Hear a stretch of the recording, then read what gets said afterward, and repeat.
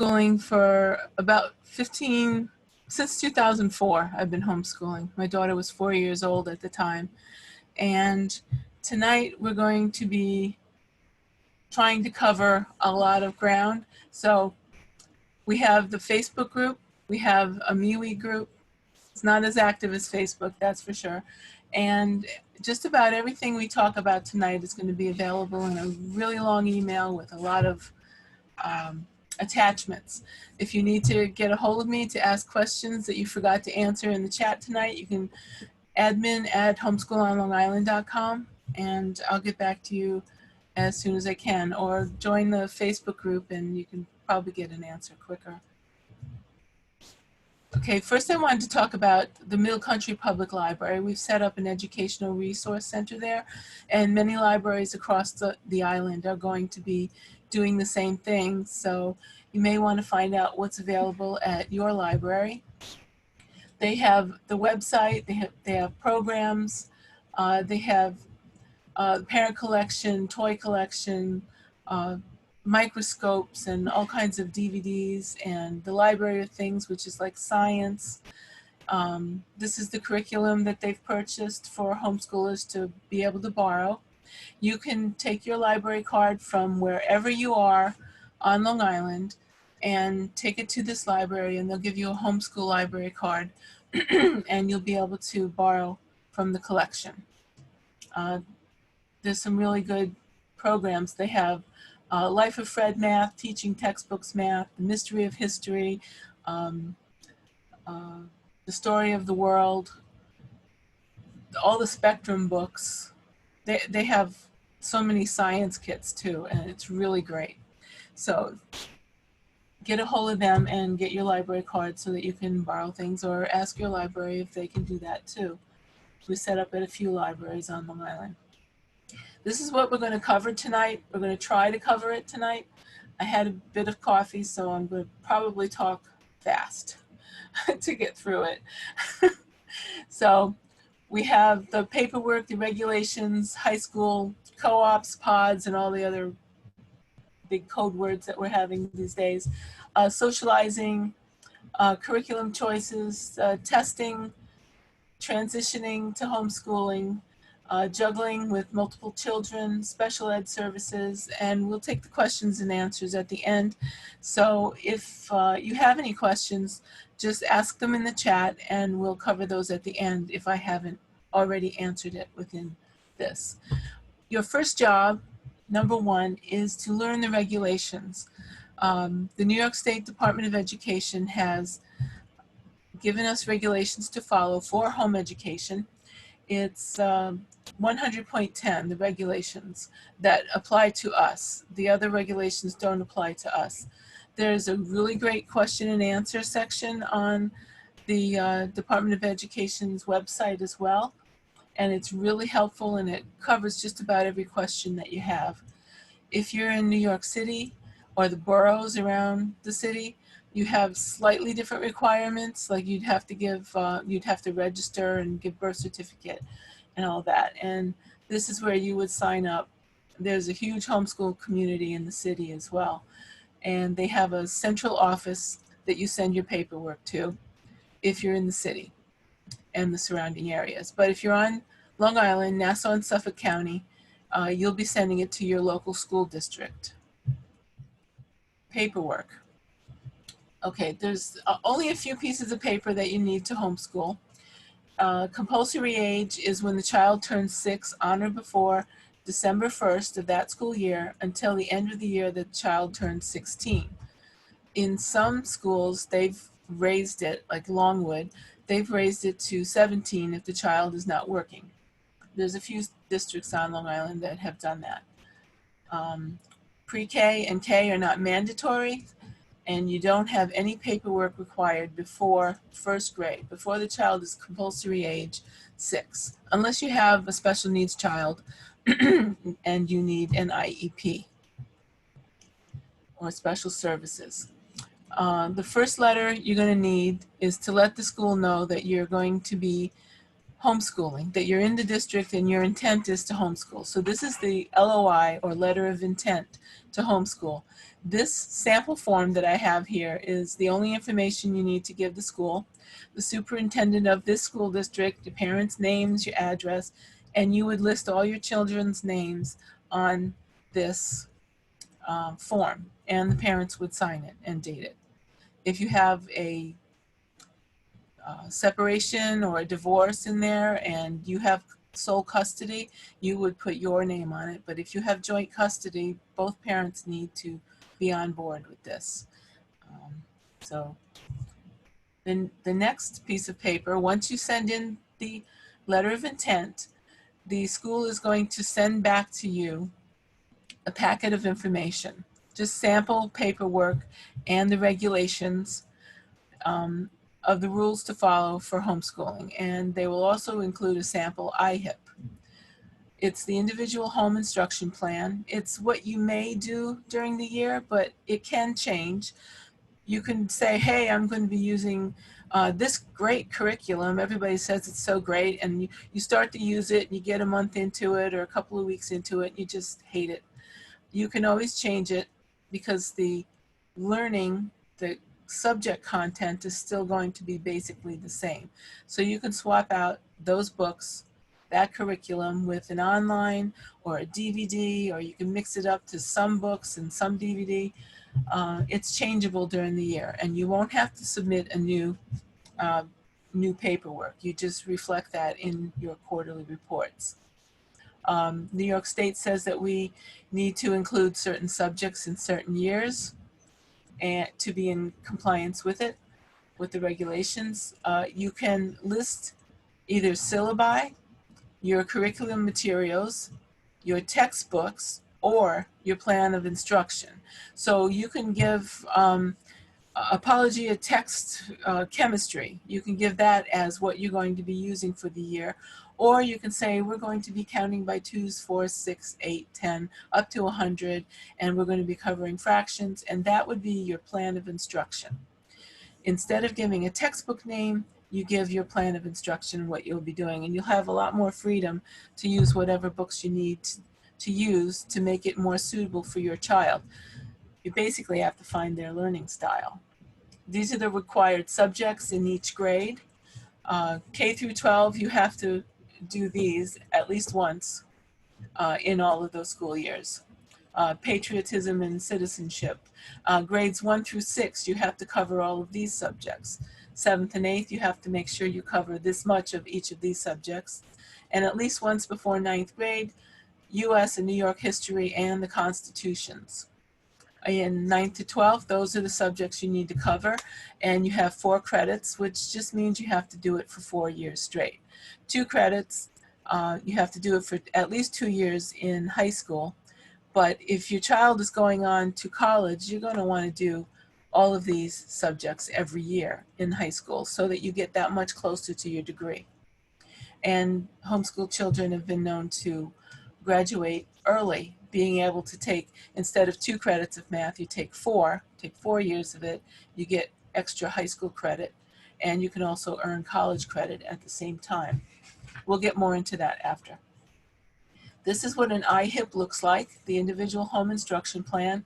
This is the only information that's, well, it's kind of blank right now, but the spaces is the only information you're going to need to give. The name of the child, your address, the age, the grade level. You never need to give the school a birth date, social security number to homeschool. You need to give the dates for submittal of the quarterly reports. You choose those dates. Sometimes schools want to tell you those dates, but if those dates don't work for you, you are supposed to be able to choose your own.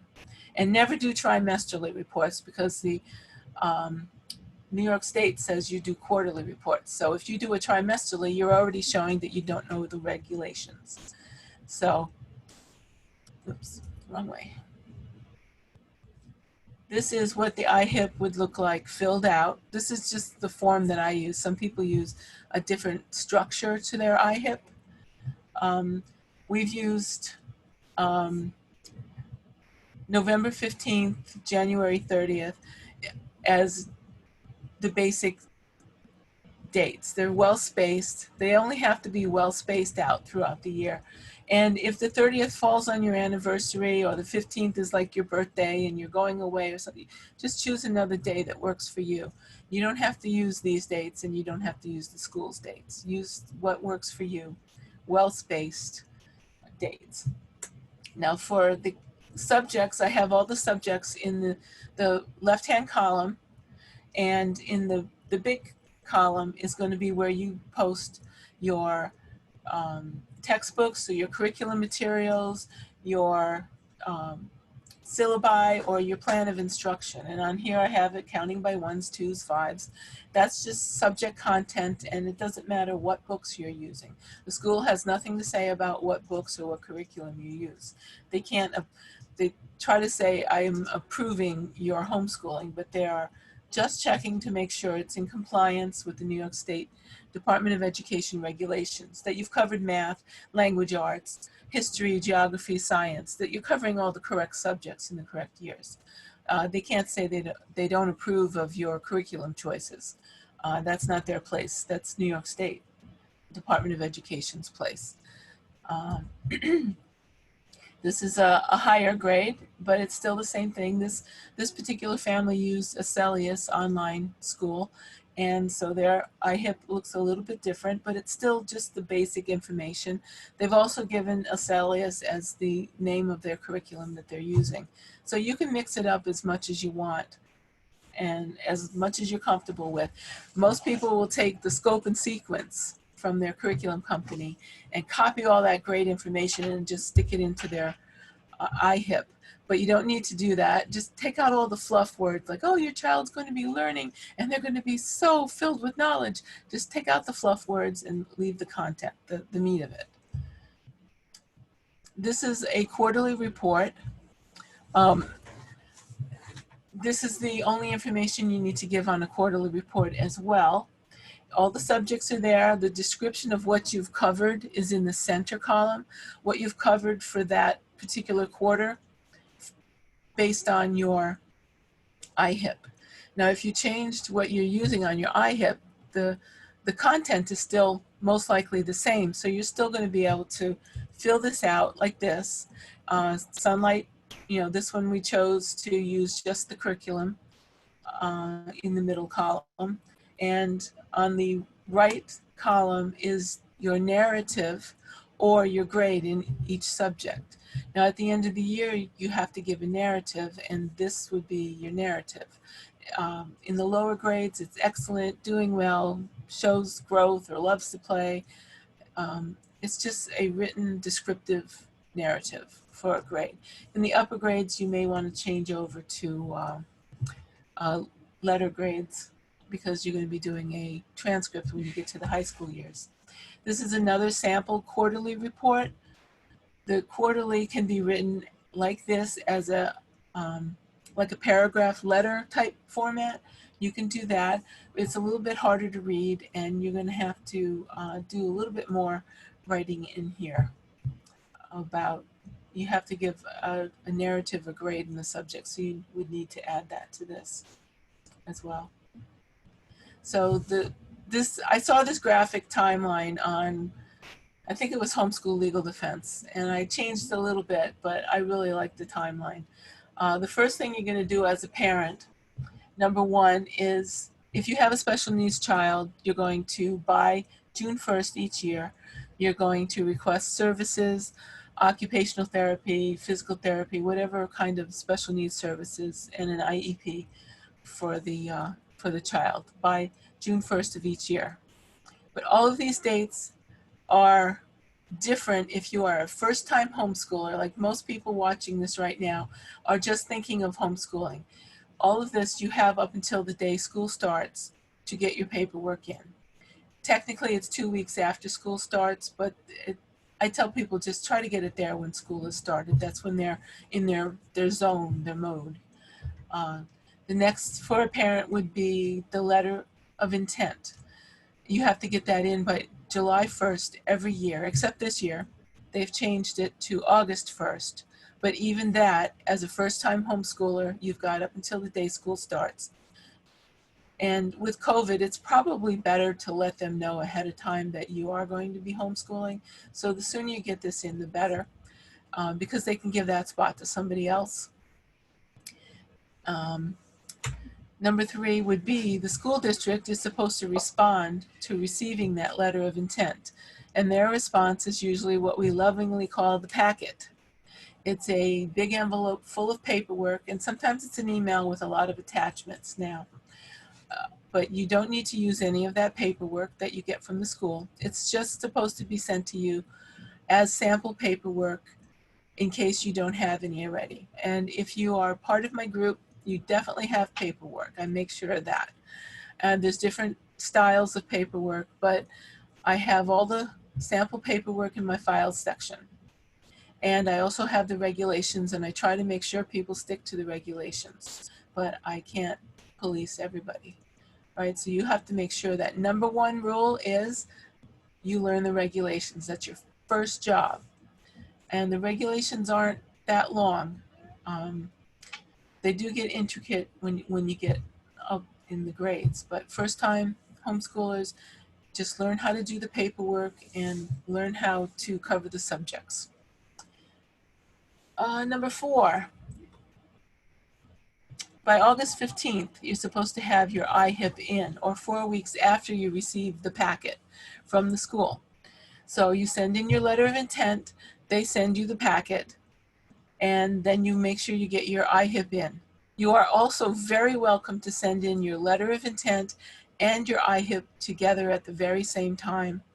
I've always sent my letter of intent, IHIP, my last quarterly report for that school year, my letter of intent and IHIP for the following school year, and my standardized tests. I send everything all at once, and I give a cover letter saying what's included in this envelope.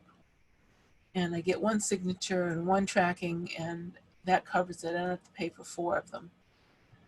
So whichever is later. So by August 15th or 4 weeks after you get your packet. So if you don't get your packet till August 10th, you still have 4 weeks from that day. Shut that off. So what the school is supposed to do next is once they receive your IHIP, they're going to check it to make sure you're in compliance, to make sure that you've covered the proper subjects and that you have the subjects completely covered with what kind of work you're going to be doing. They have to do that by August 31st or 10 days after the receipt of the IHIP. So if you send the IHIP in, they have to send it to you by the end of August or within 10 days, whichever is later. So a lot of schools that I know, one friend has been homeschooling 11 years. She has never heard once from her school district. The school district is wrong. They should be responding to her when she sends in her paperwork. But I told her to make sure that she gets a signature receipt and tracking for all the paperwork that she sent, and she's covered with Homeschool Legal Defense as well. So they're supposed to tell you whether you're in compliance or not. So they should write back to you and say, yes, we received your IHIP and you are in compliance. Happy homeschooling, and that should be it. If you're not in compliance, say you forget science. Somebody had me check their paperwork yesterday and they forgot science. So if you've forgotten something, have us look it over. We'll check it before you go and send it to the school. But make sure you have all the subjects covered. If you're not in compliance, they'll send back saying, oh, it's deficient, you forgot science. So you adjust it and send it back. You have 15 days to get it back to them. And the school district should respond within another 15 days. And then it's happy homeschooling until your first quarterly report. And that's going to be due sometime in November, around the 15th or the 18th or the 12th, whatever date you happen to put on your quarterly report. They just have to be even logical periods of time. And then there's going to be an annual assessment. Alert from Brave browser. Mary Frank. Sorry. There's going to be an annual assessment, and these are not the tests that people opt out of in school and sit out in the hallway or go to the gym room and do something while other kids are taking the test. These are annual assessments, and there are no tests due or required up until 4th grade. So you can homeschool K through 3rd, K through 4th actually, and never give a test. And in, I know somebody's going to cover this later. Kayla's going to be covering this later. So there are certain years that you have to send in an assessment test, and Kayla will cover that later. And next, high school. High school, homeschoolers do graduate. We get, we're so involved in our kids' education. They graduate, sometimes they graduate early, like my daughter. She graduated at the end of 10th grade and started full-time college classes while homeschooling. And she ended up getting an associate's degree by the time she graduated. Kids get a diploma. It's going to be more of what they call lovingly the mom diploma. It looks just like a diploma. It's a piece of art that you hang on the wall. That's all it is. I don't know anybody that ever brought their diploma on an interview at a college to see if they're going to be able to get in. You don't need a diploma to be able to get into college. There are tests, the college entrance exam that you would be taking. We do transcripts. There's a great transcript service. All of this is in the email as well. Fasttranscripts.com does some really beautiful transcripts. They go to college. My closest friend, her son, he's in Stony Brook University, and he homeschooled all the way through. And once again, the kids do become doctors, lawyers, artists, teachers, whatever they want. They can follow what they want to do. This, for homeschoolers, what you need, instead of the diploma signed by the school district, your diploma is going to be signed by you, but you're going to, in 9th grade, you're going to ask your superintendent if they'll supply this letter of substantial equivalency, because you're going to be submitting quarterly reports for every year during high school. They're going to get 16 of those reports. They're going to get a letter of intent. They're going to get IHIP from you every year. They're going to get assessment tests at the end of every year. I have a checklist to be able to send with this, to be able to start the process of getting this letter saying that this is the one that my school district gave me. And at the end of it, it says, I therefore certify that this child has completed the equivalent of a 4-year high school course in compliance with the New York State Department of Education, Section 100.10. That's homeschooling. And they signed it and they put it on beautiful paper, and she's got it in her portfolio. But this is what we need. This is what you would take to a college interview, is this letter and your transcripts. If the school says, no, I'm not going to give you that letter, New York State says that they can give this letter and have made accommodations for us to get this letter. But if your school wants to be difficult and doesn't really care about the child's education, that's a strong statement, I'm sorry. They would say no. If they do say no, legally you don't have to report to the school anymore after the child turns 16. But I know the schools, for the most part, do care about the kids, and they do want you to continue sending in these reports so they can see how well the kids are doing. So most of them are going to say yes to this letter. I haven't heard any so far myself that turned it down. Next. This is a transcript. This is what your transcript would look like. I got this on fasttranscripts.com through Homeschool Legal Defense, and I added a few things to it just to see how it did what it does. It adds up your grade point average and all that, and it's got pull down menus where you're going to put in all the classes that you took. My daughter took all of these classes at the end here in on study.com and sophia.org. It's all in the email as well, all these links to these companies. And she got 3 college credits and 1 high school credit while she was taking these in 11th and 12th grade, some of these classes. So if she did a history class or English, British literature class, she did world history. It was a college class.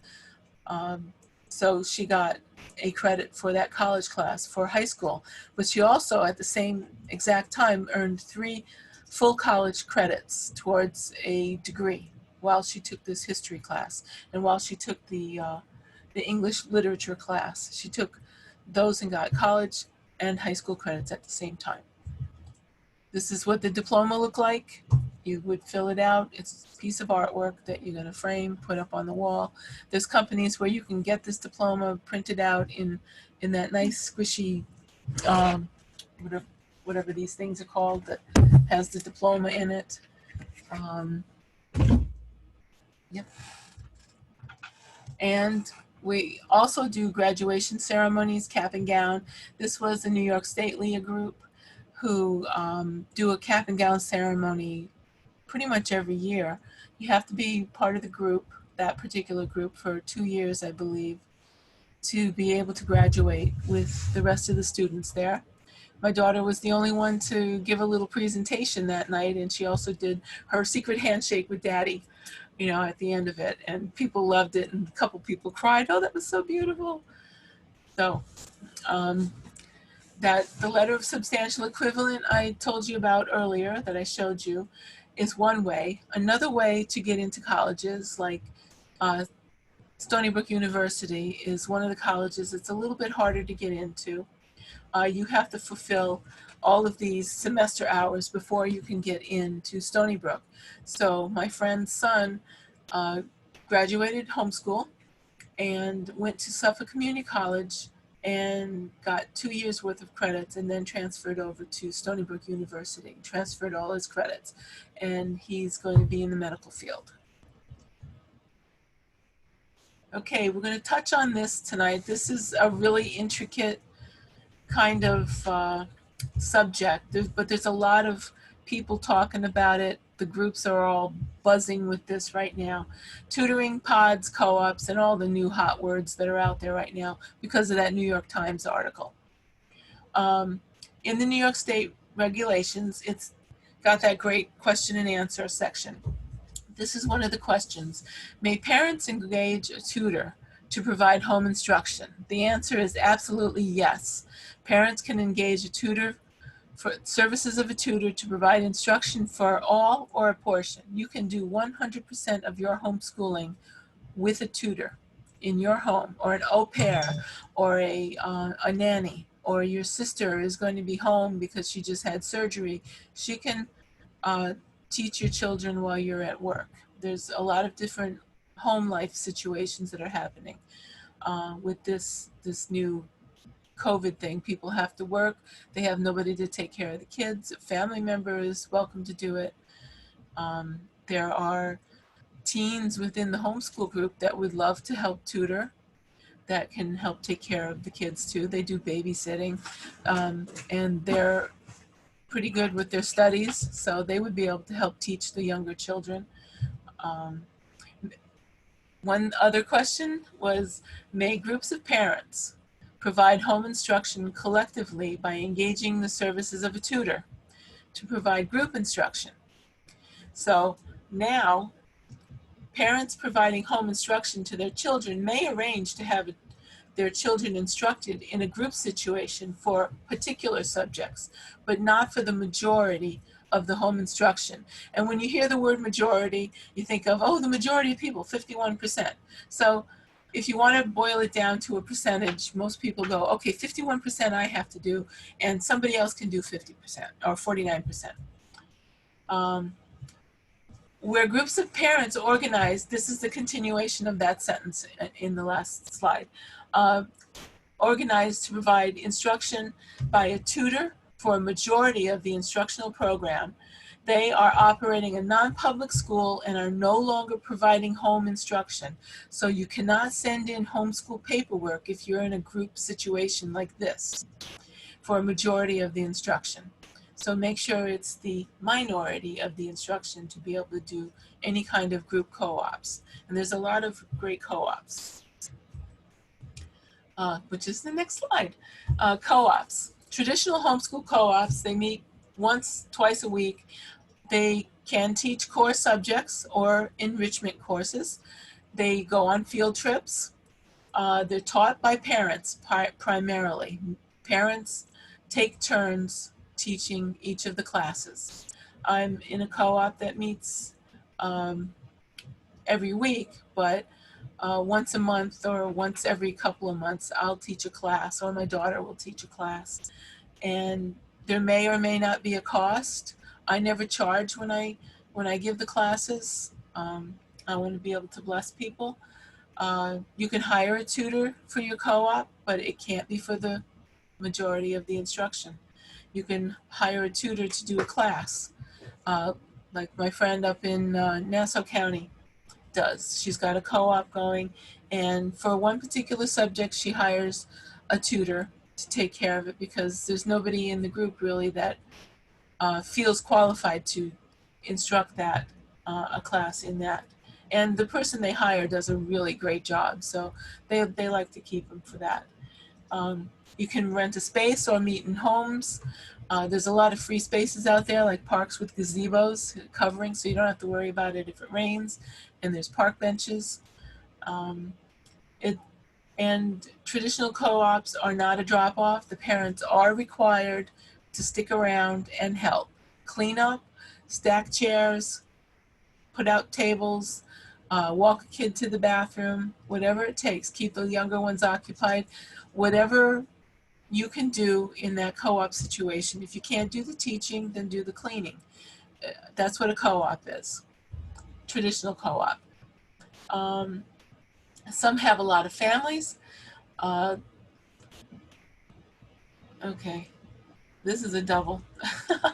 Pods. Pods is the new code word, the new hot word from the New York Times article. Now, social pods, learning pods, enrichment pods, pandemic pods, it's all basically the same thing. Some pods, with the people I've talked to recently, they're starting pods because they want people that are going to observe protocols for COVID strictly. They want a maximum of 5 families in the group. It's going to be the same 5 families every week, no more than 5, because she doesn't want 10 people in the room. You're going to sign an agreement that you will only socialize with these families. That's what a pod is. It's closed circuit. If you go outside your pod and decide that you're going to the mall or you're going to another group's activity, you have to agree to quarantine yourself for 2 weeks. The same thing as with traditional, parents do the teaching in pods, and you may hire tutors for the class. But like the New York Times article said, is a group of parents hiring a teacher to teach all of their children every day. That's an illegal pod. That's not in New York State regulations as homeschooling. They can be a non-public school, but they have to file non-public school paperwork, and they also have to watch out for the daycare laws depending on how old the children in those pods are. So that's why I have a problem with talking about pods and co-ops on my group. I filter them out very carefully because I don't want to be associated with any illegal pods. And talking about legal things, I'm going to touch on two legal entities here in New York: New York Home Education Network and Homeschool Legal Defense. NYHEN is New York based and Homeschool Legal Defense is America, all over the country. So NYHEN used to be on Yahoo Groups. It's now switched over to IO Groups. It's secular. There's no religious affiliations in their background at all. There's lawyers in the group that will answer questions but not give legal advice. The membership is free. You can just join. This is in the email as well. You can join NYHEN and just post a question that you want answered. Oh, my school district said this, and is this correct? Just, they'll answer you. You may get immediate answers if someone's online, but it's not usually too long to get an answer on that one. They'll direct you to the proper resources if you do need legal help. They can help guide you a little bit to who to go to. And it's all completely online. Homeschool Legal Defense, they are a Christian-based company with Christian values in their background. They protect the rights to homeschool anyone at all whose right to homeschool has been violated. So if you are, no matter what your religion is, your orientation, your family choices, any of your background choices, it doesn't matter to them. They will represent you if your right to homeschool has been violated.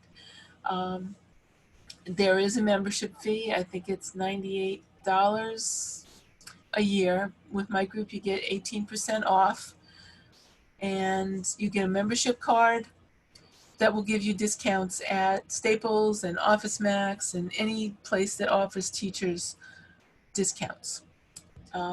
They have a lawyer on call 24/7, so if you get a visit at your door from a truant officer or CPS or something like that, you can pick up the phone, call them, tell them what's going on, and hand the phone out the door. You don't need to let those people in the house. A lot of times it's unsubstantiated. It's just somebody being nosy. Anyway, they will answer member questions, which says that you need to be a member for them to answer the legal questions. They do have a lot of extra people on the phones right now. From last year, when the religious exemption was taken away, they added a lot of people to their phones to be able to answer all the questions from people. What do I need to do? So they helped out that way. And this year with COVID, they're helping people as well. They have a perks program that you can get discounts on driver's education and certain curriculum. They have an online academy as well where you can take high school classes. And they do have Patrick Henry College as well. I think they're affiliated with them in a way. And you get a discount on those. But you can homeschool from kindergarten all the way through and never need Homeschool Legal Defense. I've been a lifetime member. I started when my daughter was in kindergarten, and I've only actually used them for help twice. As a support group, I do ask them questions and they're happy to help, but I don't get legal advice. I've only gotten the legal advice twice in the 15, almost 16 years that I've been a member. So you can homeschool without a problem for a long time without ever needing them. But when you do need them, they're there for you. And next we're going to have Dara come in and talk about special needs homeschooling. Am I back? Okay. Yeah. Hello. Oh, transitioning. Yeah, so I'm going to talk about transitioning from public school, homeschooling with multiple children or younger siblings, and special needs and IEPs. So my name's Dara. I have 3 kids. I have one that I've homeschooled since kindergarten, and he is now 15.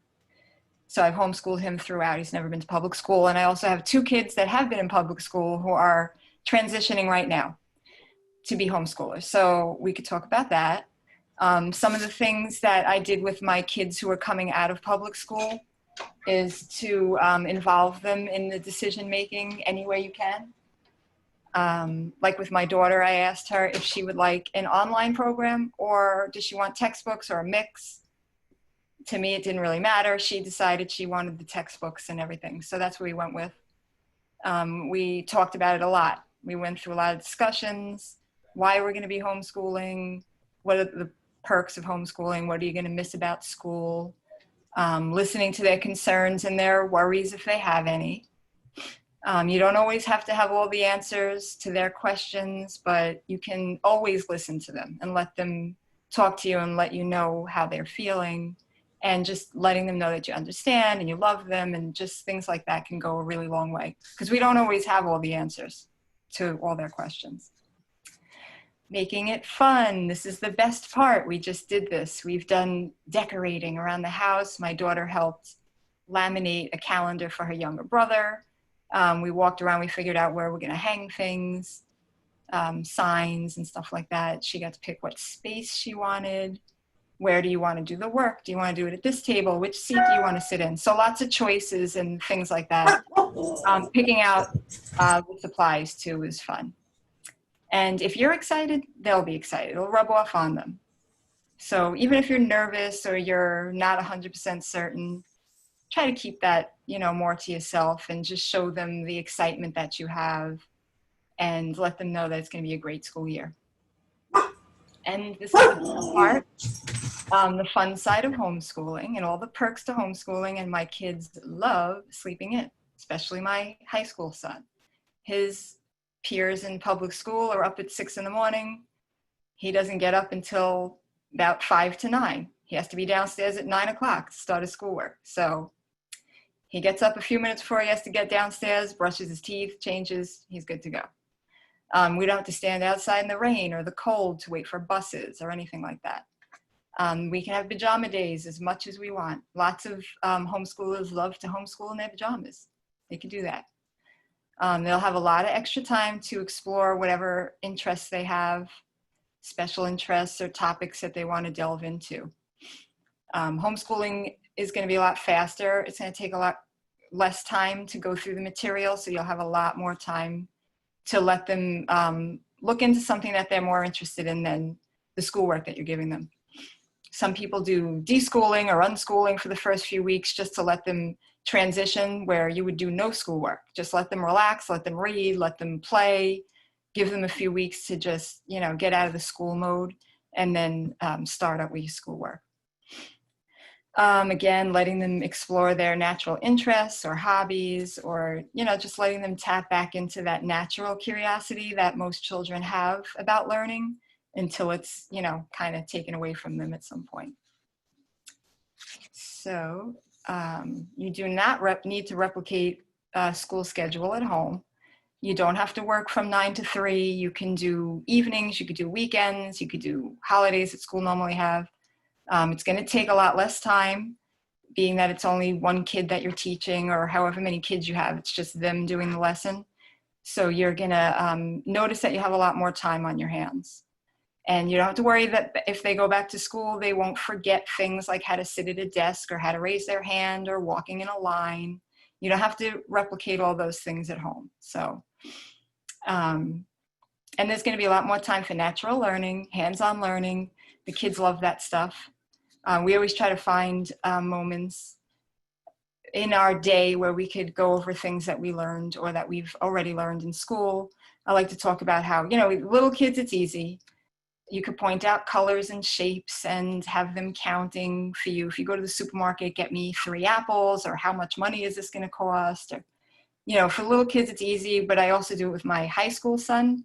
We have a lot of political conversations. He's aware of what's going on in the world. We talk about, things like wildfires. He can understand like the beginnings, how that happens. And I like to explain, we did exponential growth in algebra. You guys are probably getting so sick of hearing about this, but Teresa and Kayla. But, we had a real life thing in the news about that with the virus that's going on. So while he was doing this in algebra, we got to see it. Wow, like, look, here's an example of it. We were watching it happen, basically. So that was really cool for, for the high school age. There are just endless opportunities to do natural learning. They're all over the place, and you'll find that you'll integrate that in your day a lot too with the kids. It's a lot of fun. Okay, so before I do the special needs and IEP, I just want to talk quickly about homeschooling with multiple kids or younger kids, which I did when my son he's the oldest kid. So when he was kindergartner, he had younger siblings in the house that made a lot of noise and wanted a lot of attention. And some of the things that I did with his younger siblings was to have what they considered their work. It could be a blank piece of paper with crayons. My daughter would sit there, she was a little 2-year-old, scribbling on paper and showing it to me, and she'd put stickers on things that made her happy. So that's something you could do. Have special like arts and crafts for them to get into, Play-Doh maybe, or slime or something that they can occupy themselves with. If you have, if your child needs less noise in the background, what we used to do is my son wore noise canceling headphones, which back in the day were those big, you know, construction worker headphones that we got from Lowe's or Home Depot. Now they have really cool ones that look like earbuds that you could just pop in the kids' ears. So if the younger kids in the background are distracting, you can give your kid who's doing the work the noise canceling headphones. That works really well. We also would break up the work. So if I needed him to sit at the table and do something, it's hard for the little kids to occupy themselves for too long. We'd do a little bit of work. We'd take a break, go do something with the little kids, and then come back and do work. So you could do that also. You can also use the dreaded screen time. Now's the time to break out that iPad or the iPhone or whatever you normally don't want them to stare at. Sit on the couch, be quiet. I need to work with your brother right now. We got to do what we got to do. TV works for that too. And if you're teaching multiple kids, like this year I'm going to be teaching multiple kids, some things that you could do is separate the workspace. So like even when my kids were in school, I would have my homeschool son working at a table by himself, and then my two younger kids would sit at the table and do homework. And I could walk from this table to that table and help them out. You know, sometimes you might have to separate them, or you can have them all work at the same spot if that works for you. So there's just some ideas on how you can make things work if you have younger siblings or multiple kids that you are homeschooling. Okay, now on to the special needs and the IEP for homeschooling, which I also experienced with my son. He also had an IEP when we started homeschooling, and he had some special needs, which is why I chose to homeschool him. So if you have a child who does receive services or they have any special needs, you can homeschool them. You can do any accommodations that your child needs, you could do at home. My son used to need a lot of movement. He could not sit in a chair for very long. It was okay. If he needed to get up, he could get up and walk around. We could shorten assignments. If he was doing a lot of writing and his arm was getting tired, we could just stop writing. And he could tell me the rest of the problem or tell me the answer. So these are some accommodations that we can make at home, and you don't need approval from the school district or from a teacher or anybody. You can just make whatever accommodations that are going to work for your child. Your kids can maybe need fidget things. Like in school, I know with my kids, they weren't allowed to bring fidget cubes or fidget spinners to school because it disrupted the whole class. But at home, they can use those things if they need them. It's not going to disrupt anybody. They can get up, they can walk around, they could take eating breaks or drinking breaks, or that's another one that you could tie into the perks, is they can have food at the table with them. If they're working and they want to munch, they could do that. They could working and they want to drink, they could do that. So my son needed lots of food and water breaks and bathroom breaks, and that was perfectly fine. Another thing that worked for us is I was able to be his one-on-one aide while working on any issues that we had. So when we went to homeschool programs, when he was very little, there were sometimes I had to sit next to him. There was sometimes I had to quietly go over and redirect him or remind him or something, and it worked out really well. The homeschool programs weren't 6 hours long. They might have been, at his young age at that point, an hour, 45 minutes. So I was able to, you know, work with him in those settings. It was manageable, and he came a long way with that. Doesn't have any issues with that stuff anymore. Now I could leave him at the science, the Stony Brook labs. I mean, some of them were like 4 or 5 hours long, drop them off, have a great time. So it all works out. Okay. So if you do get related services through the school, which we did, you might still have to bring the child to the school. Sometimes they require that the child will go to whatever their home school would be, whatever building they go to receive the services. Nowadays, I don't know how that's working out, because even the kids in the district are having a hard time. They might require it over Zoom. In some instances, they do have services provided at the house. But don't get your heart set on that, because it's not always the case. So if your child qualifies because they have a diagnosis and they have testing scores that qualify them for services, you are entitled for services, and they will be able to get them as a homeschooler. The only one that you won't be able to get will be a special education teacher. So if your child's in a self-contained class, they'll have special education teacher on the IEP.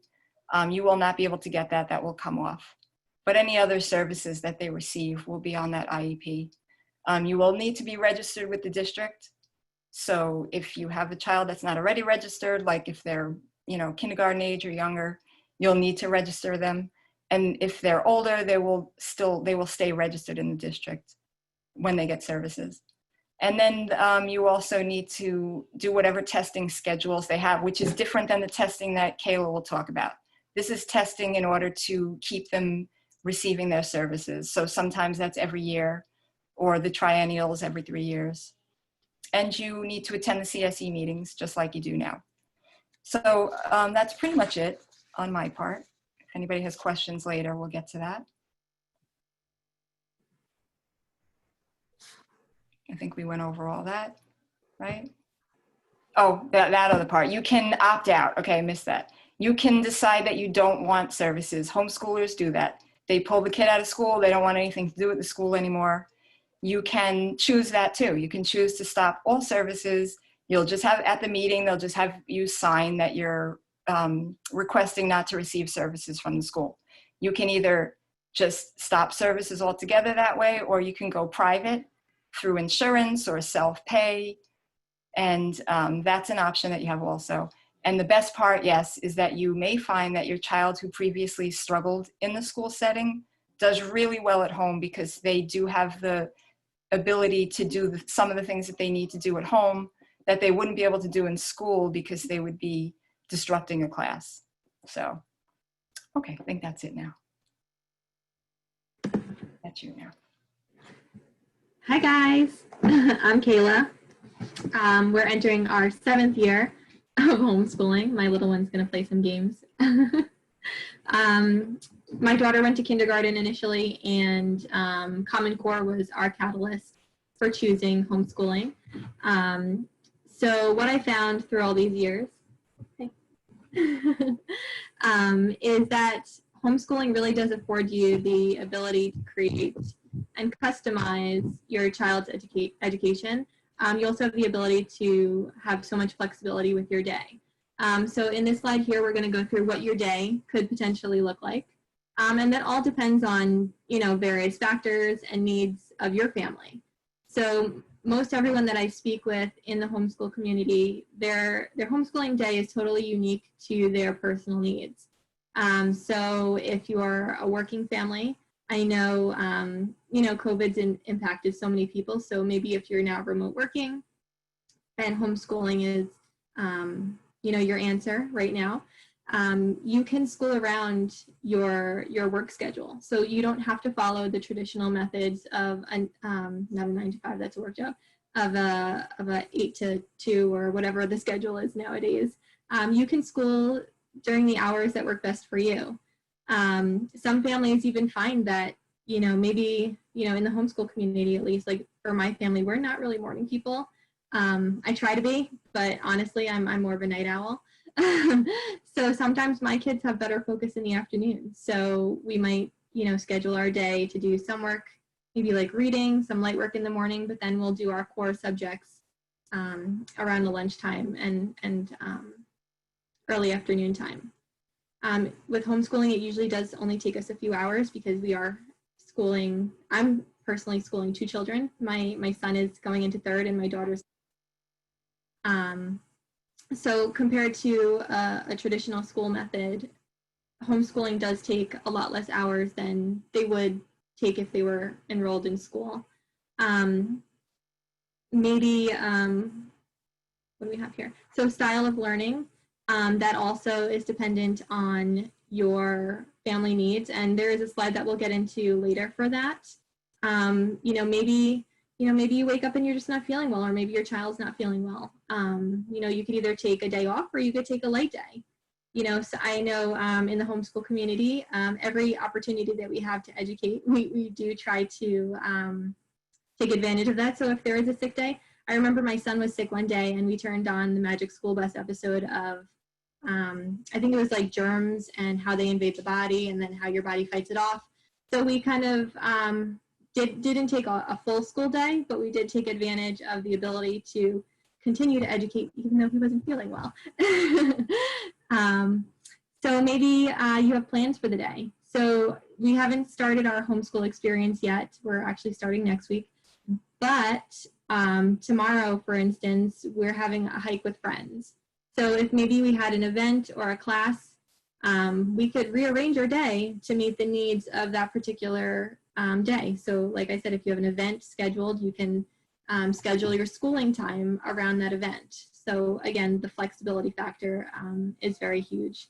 And then the last item is something unexpected. I don't know, maybe something happened totally unexpected that you just needed to take care of at the moment. Again, homeschooling is flexible.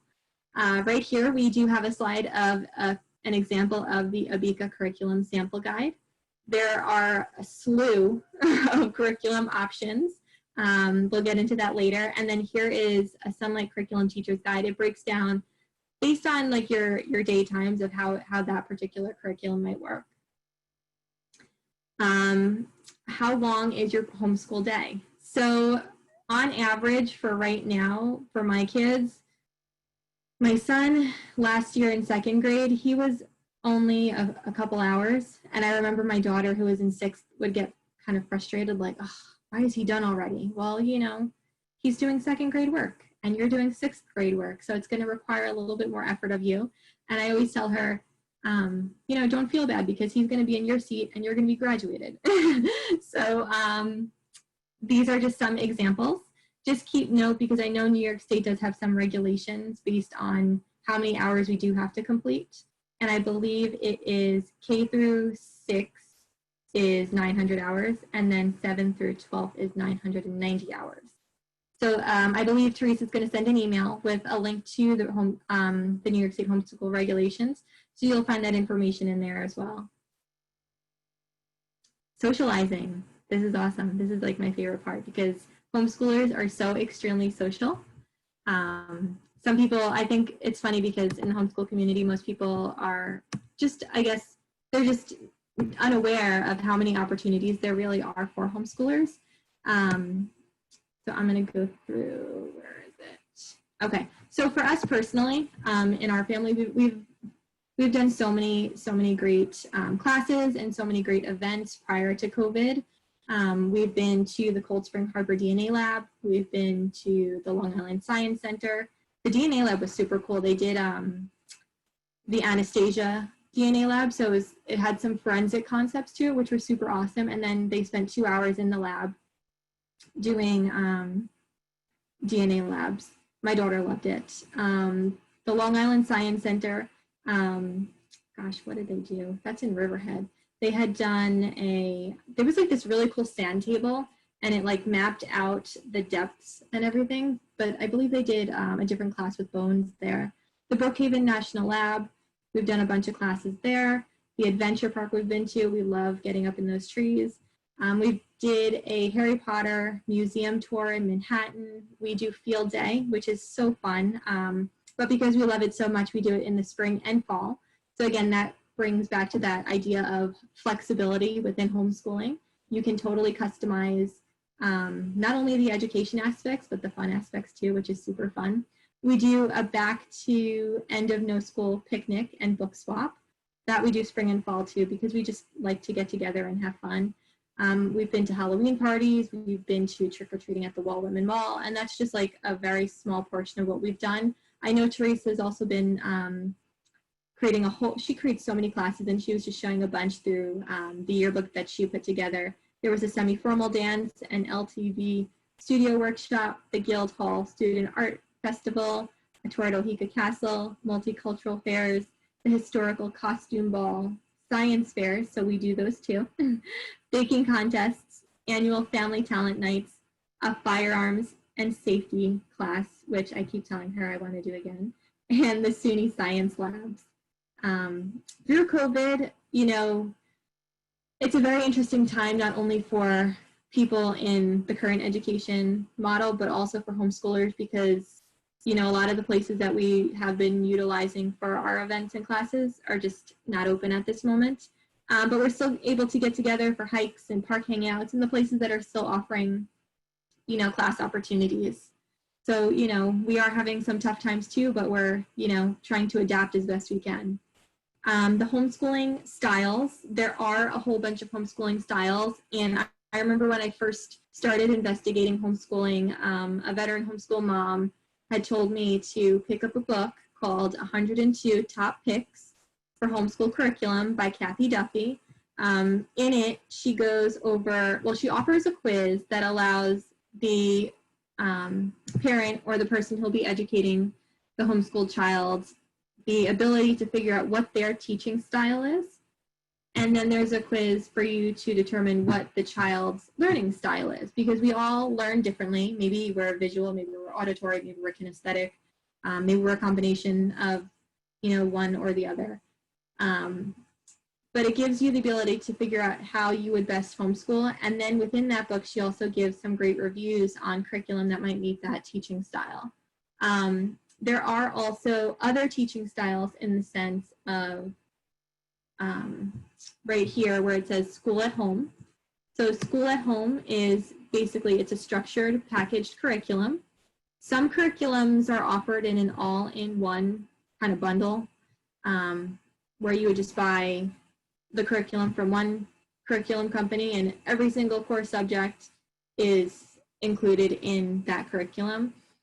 There's also other curriculums that are like standalone subjects. So you could go to one company for your math, another company for your science, another curriculum option for your history, and so on and so forth. There's also your library. Your library is probably your biggest tool with its, you know, just vast array and option of books. We love our library. We also love, I know Teresa was talking about it earlier, the Middle Country Library has the educational resource card for homeschoolers, so we're able to utilize their databases, which was such a gift. But let me get back to here. Sorry, I went on a tangent. So unschooling is another homeschool style, and that's child-led interest-based learning. So if your child is interested in a particular topic or just has, you know, interest somewhere. I remember I saw a TED Talk that was done by like an 11-year-old boy in California. He's homeschooled and he called it hack schooling. It was such a great video because his homeschooling experience was totally around his love of snowboarding. And his parents basically just customized his homeschool experience where he would learn math around snowboarding. He would learn science and, you know, the history of it. They also got him involved in, he was not working, but he was he had the ability to like apprentice at a snowboarding shop where he was actually able to create his own snowboards and his gear. So that's maybe an example of what unschooling could look like. Classical is structured full days. Charlotte Mason is a nature-based approach. So again, it's structured days in the morning, and then in your afternoons, you're out in nature, maybe going on a hike, out at a lake, going to the beach. We have so many options living on Long Island that there's so many great opportunities for a Charlotte Mason approach. Montessori is a kinesthetic learning style where you use a lot of unscheduled time. So that allows the child to develop and learn how to manage their time. Relaxed and eclectic. So the mornings are more for formal structured work where you would sit down and do your core subjects, and then your afternoons are used for hobbies and special projects. Again, there's no set times, but the child's expected to meet educational goals. Waldorf is rhythm and consistency are really important. So the daily schedule is designed to flow easily. And then multiple intelligences. And here the goal is to adapt scheduling and material so that it could bring out the child's natural strengths. So again, in that book, Kathy Duffy will go over these, but if you want to just Google them, there's so much information out there available. Okay, so here is some examples of matching a homeschool style to a curriculum. So here you have traditional, which is like the school at home option, and it lists some of those curriculum options. So you have Abeka, Alpha Omega, Bob Jones University, Calvert, Christian Light. Then below that, you'll see some Charlotte Mason. And it lists Ambleside. I hope I'm reading this okay. Queen Homeschool Supplies, 5 in a Row, Sunlight, and Winter Promise. And then again, it says distance learning options, unit study options, and then classical education options. And Kathy Duffy has all of these curriculum options on her site, which makes it so super easy to figure out if it might be a good option for you. There's also other websites where you could get your curriculum from. So in the past, I've used christianbook.com. There's also rainbowresources.com. And what's great about those two sites is they allow you to kind of see a couple pages of the curriculum, so that could help you decipher if it might be a good fit or not. There's also amazon.com. If you're looking for maybe a more cost-effective method, obviously your library, but in addition to that, I know that there's a whole bunch of Facebook groups that offer or where they'll sell or trade, or it's like a buy, sell, swap group on Facebook that will allow you to get secondhand, gently used curriculum. So that could save some money there as well. Okay, lastly, testing. So there is no testing required before grade 4. In grade 3, there are some evaluation methods. You can choose to test in grades 1 through 3, but you do not have to. You can use an alternative alternative evaluation method, which would be a written narrative.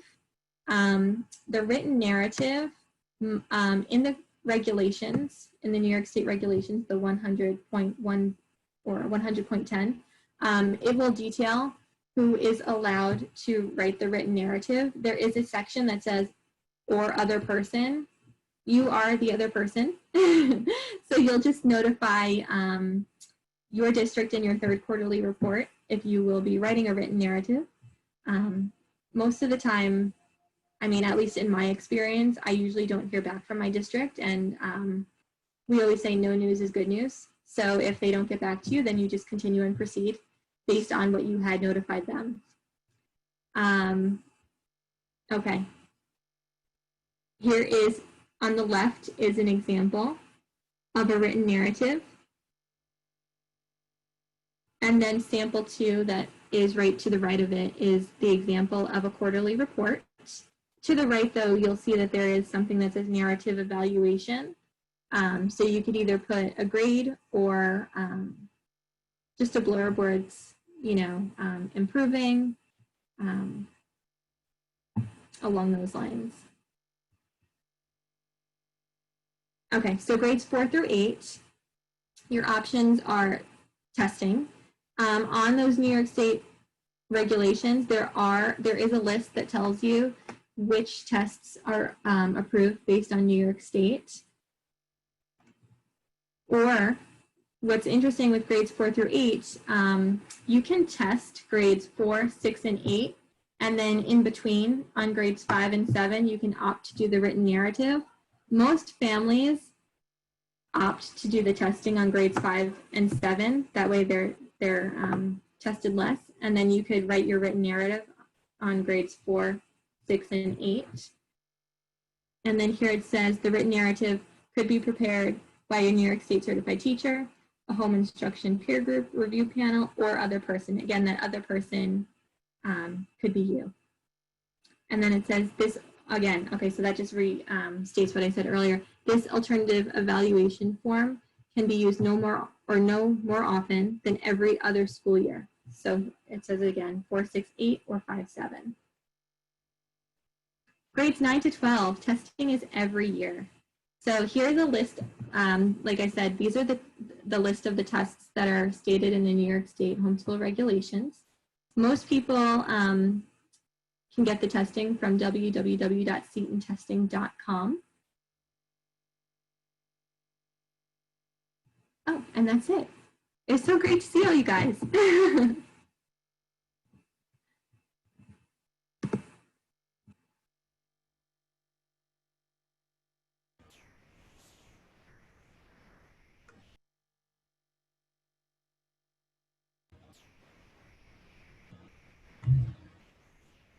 Can you hear me?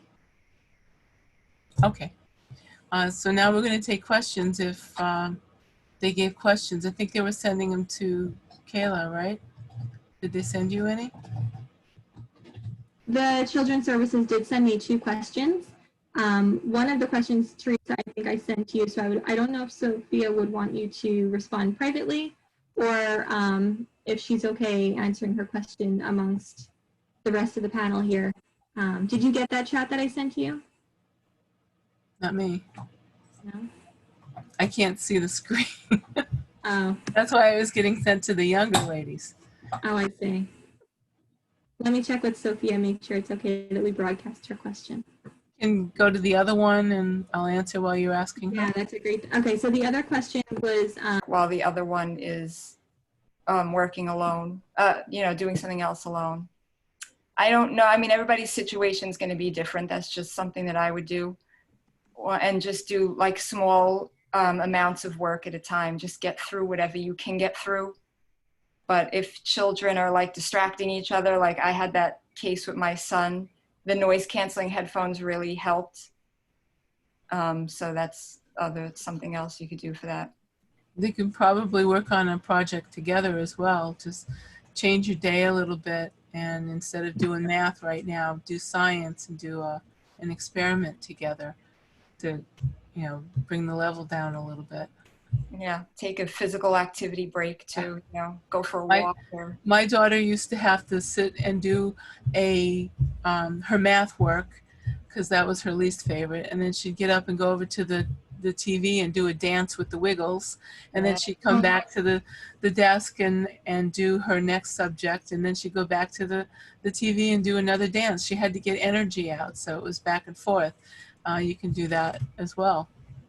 It's just the way our day was structured. Yeah, my son was extremely distractible. I used to say that he would hear leaves falling down the street. So even when no kids were home, he could just be distracted by a dust floating by. But a lot of it is redirection. You have some kids at home, they're making noise. A lot of it is just redirection and, breaking it up and just getting it done any way you can, really. we have another question. It's actually 2 individuals actually asked the same question. So they wanted to know if they start remote schooling and then want to pull out from the district after they've started remote schooling, can they pull out and begin homeschooling? Yes. Normally, without COVID, you can pull out any time of the year. You submit your letter of intent saying that you intend to homeschool. You can keep them home from school that day. And you don't have to send them back again. But if you decide homeschooling's not working for you, you should be able to re-enroll them and get them back into the school system. With COVID, each school district has their own thing right now. Some are saying that you can't enroll mid-year. You have to homeschool for the entire year. So you have to find out what your district's plan of opening is, what their school plan is. If they have room for your student, if you pull out, do homeschooling, and it doesn't work for you. But we have a great support group. We're going to really try to help you make it work, give you what you need, a little encouragement, direction, whatever is needed, short of being there in the room with you. What the districts have to do is they have to take your child back, but they don't have to put them back in the school that they came out of. Right. So if you had them in this elementary school, you pull them out and now you want to re-enroll them, they have to provide you a spot in the district. And what they're saying is that they may not be able to put your child back in that school based on how many spaces they have. So that's another consideration. If they do accept them, it might not be the closest school to your house or the school that, their other friends go to or something. That they're used to. Okay.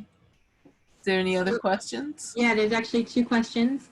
One is, so this person's daughter receives a teacher of the deaf services through her 504. Is she still entitled to these services now that they will be homeschooling? That would be Dara. It's going to be tricky. It's going to depend on why. The services for like when the teacher's teaching and somebody's sitting next to the child and giving them that instruction closer, you might not get that at home because now you're the child's teacher and you could sit right next to the child and provide that. 504 is a little bit different than an IEP. So it's going to really depend on exactly what is in that 504 and what the accommodations are. And if there are accommodations that you can make in your home, most likely that's not going to be something that the school's going to provide.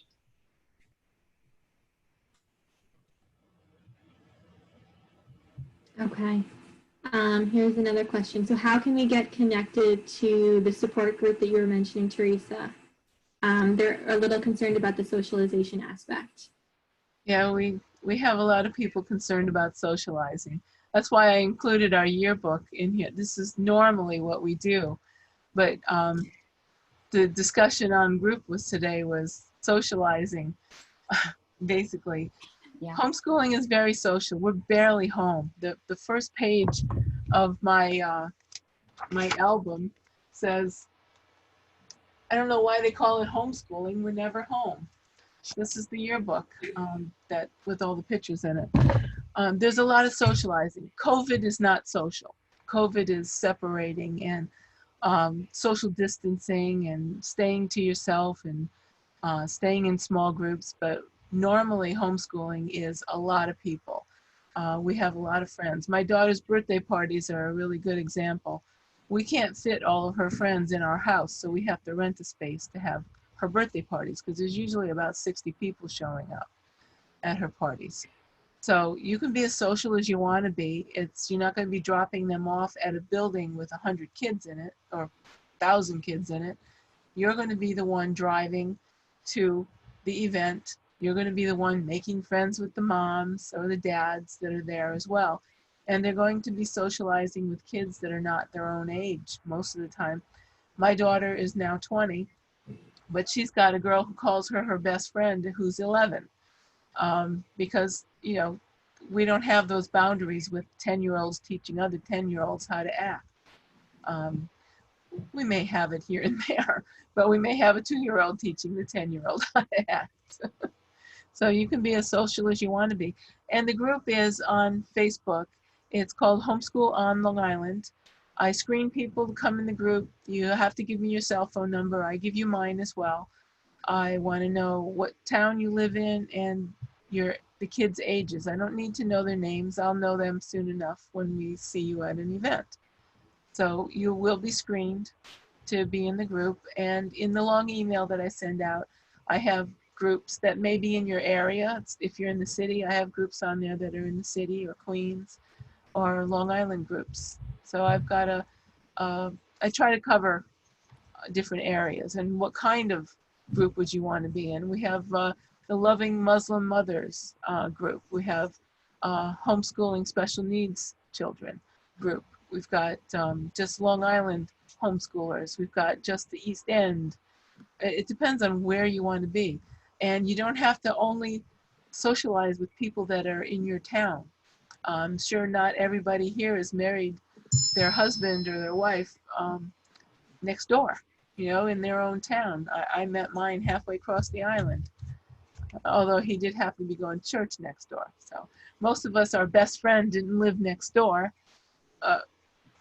As we get older, the ones that last, you know, they could have been living in the city at a time. So just try to expand your horizons on what town you want to socialize in.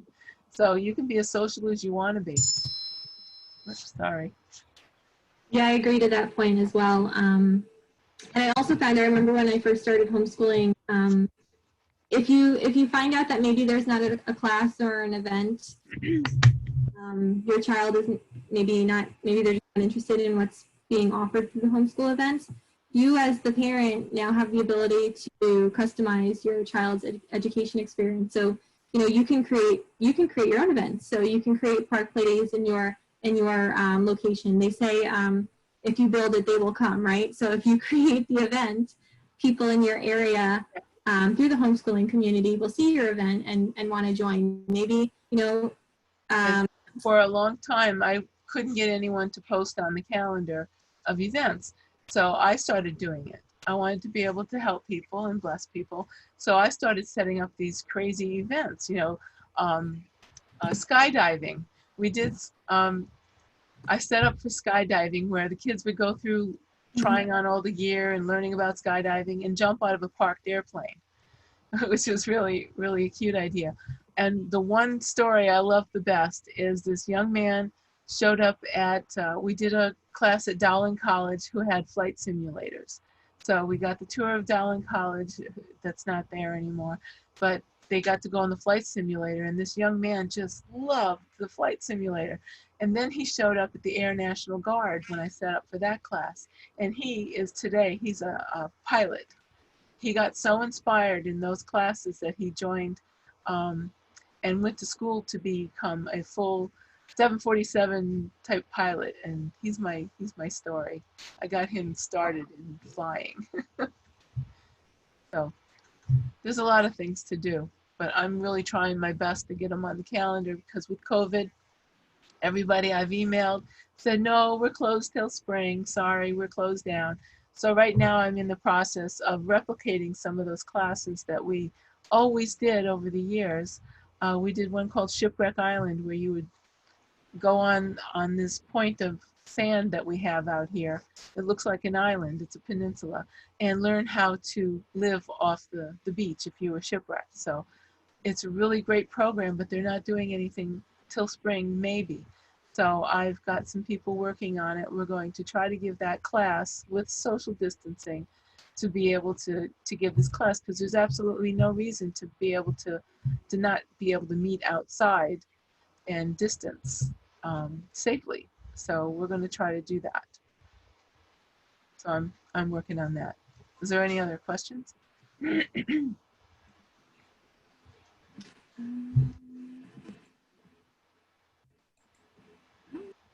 What tips do you have?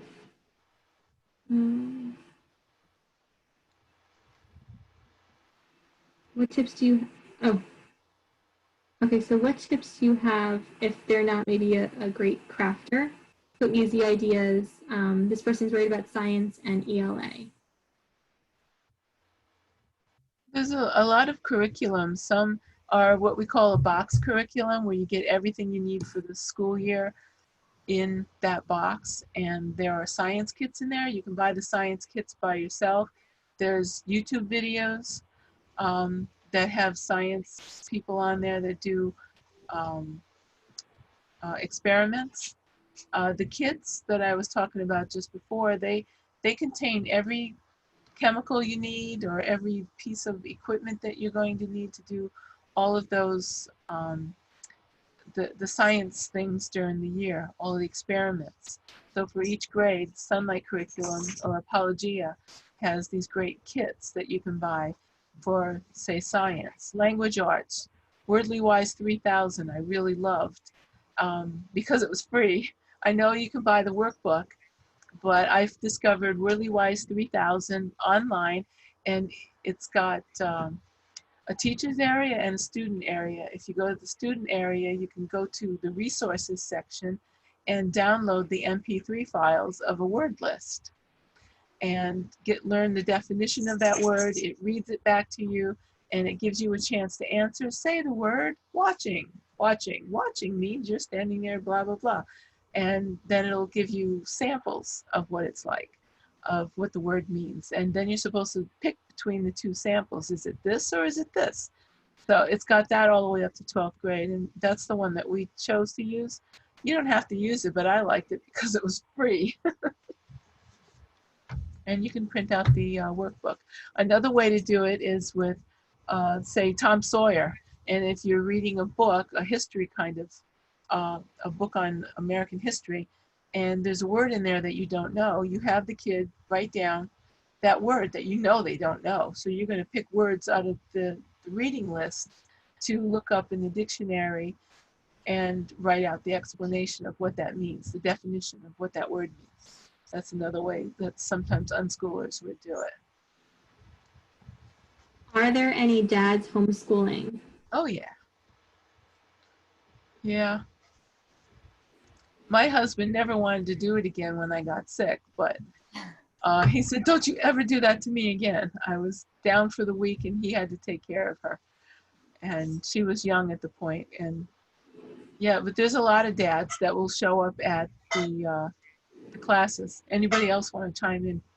Please do. We had a few dads at our a chess club that we did. That was what Kayla was talking about too. Like my son had very narrow interests, and anything he liked that wasn't a video game, I just created homeschool get-togethers, and he's had an interest in chess, and there was a homeschool graduate who actually became a professional chess teacher, and we had this chess club running for 7 or 8 years now that I was able to organize and put together, and we have really nice size groups of kids that came.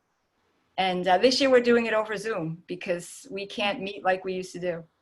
But if you have a kid has an interest, you can organize something. Yeah, choir, On their interest. chorus, band practice, Yeah. all kinds of things. We have homeschool choir, homeschool band, music lessons. I have one lady who's going to teach workout for the kids. She's a bodybuilder. She's going to be teaching workout classes for the kids. Another is sports. He teaches in-person sports, but he's up in Nassau and Queens. And we do have homeschool gym class out here, not out by me, but in the middle of the island. There's a homeschool gym class, so you can set something up at like flip-flops, gymnastics, or parkour.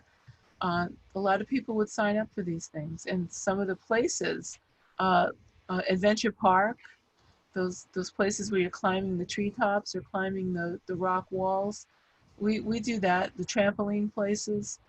There's a lot of physical activity kind of classes that we do. Yeah, just to chime in too, in our household, my husband has been working remotely through COVID. So we usually refer to him as the principal, but there have been many times that he's in and homeschooled our children as well. I feel like, homeschooling is kind of like a lifestyle, and it becomes a family dynamic. So a lot of dads are definitely involved.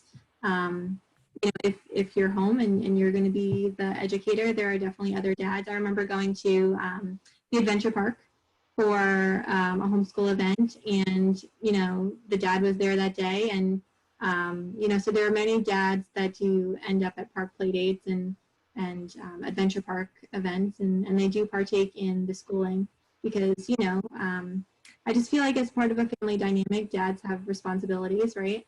So they have, at least in my home, my husband has a responsibility to our homeschooling efforts as well. Things that maybe he has strengths in, and he can help out. Actually, a great example. English and language arts are not my topic. You can give me math and science and I'm like the queen. But when it comes to English language arts and like writing, I feel like my daughter at 12, she's a better writer than me. So my husband, that's his strength. So when she does a paper or writes an essay, well, guess what? Who reviews it? He does. Because I feel he would be a better, I guess just like a better teacher in that aspect to help her growth and just do better in that area where I don't have that strength. So yes, there are definitely dads and we welcome them. So it's just not, it's just not us moms always.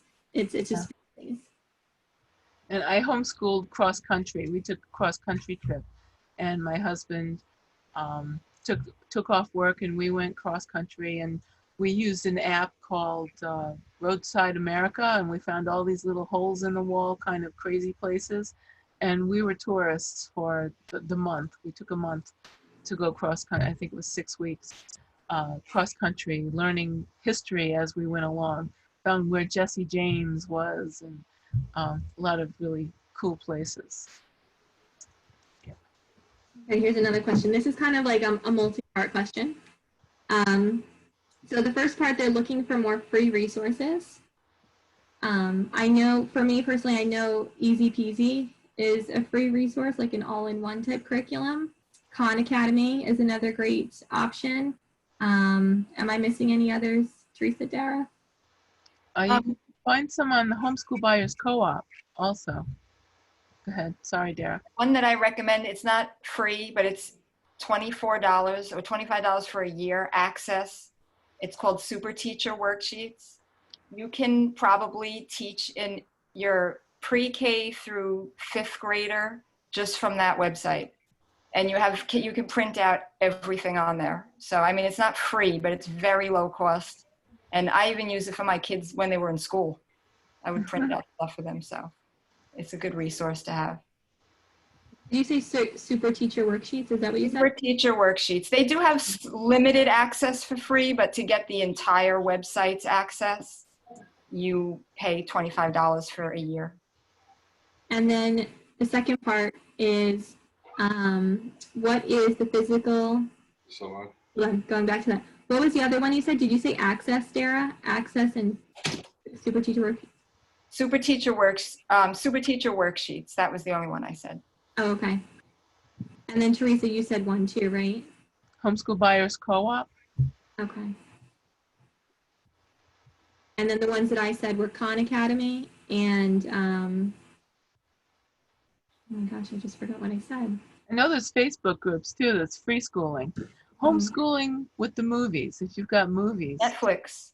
Homeschooling with Netflix, which that's what, $7 something a month or so. If you've already got Netflix, there you go. You're already paying for it.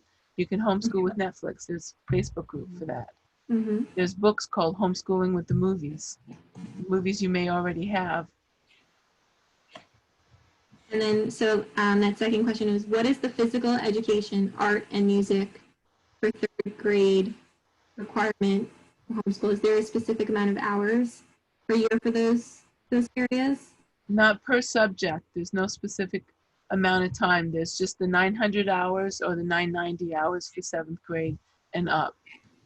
You don't have to break that down on your worksheets either. There's no worksheets. It's the IHIP, the letter of intent, and the quarterly reports, and you don't need to give on the quarterly report, you don't need to give each subject broken down by minutes or hours. It's just total number of hours for that particular quarter. And how do you track the 900 hours? I know, Teresa, you're going to include. Yeah, this is how I tracked it with my cardboard calendar. It's just a calendar from Maine. It's hard. It stands up. It's got a lot of space for writing. I have a spreadsheet that I created for Mac or Windows computer. That's attached to the long email is the spreadsheet. I used to go through the beginning of the year. It's color coded by quarter, and it adds it up at the bottom how many hours you got, and at the very end it tells you how many hours total that you got. I went through that spreadsheet at the very beginning of the year and filled it all out. And then if there were sick days and we didn't actually do anything or even watch a health video or a science video or whatever, I would change the hours on that. And it would give me a number at the bottom. And that's what you put on the quarterly report. The attendance sheet, I call that spreadsheet the attendance sheet. You are required to take attendance. You are required to keep attendance by New York State regulations, but you're not required to give it to the school every quarter.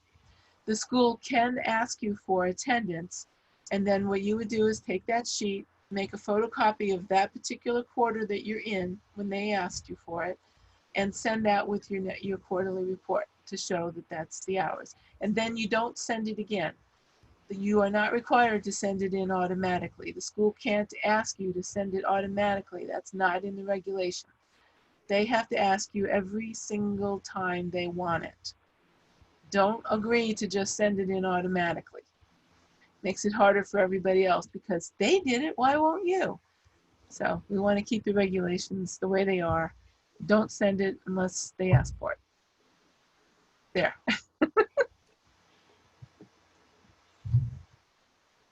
No more? I don't see any more. Nope. Anyone else have any other questions? Well, if you have any more questions, you can email me at that address or apply to join the group, and one of us will answer your questions, or somebody else. We have a lot of veteran homeschoolers in the group as well.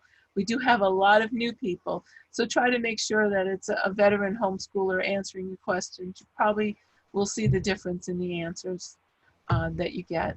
but there's a lot of people there to help. And with that, I think that's it. I think we're done for the night, unless there's another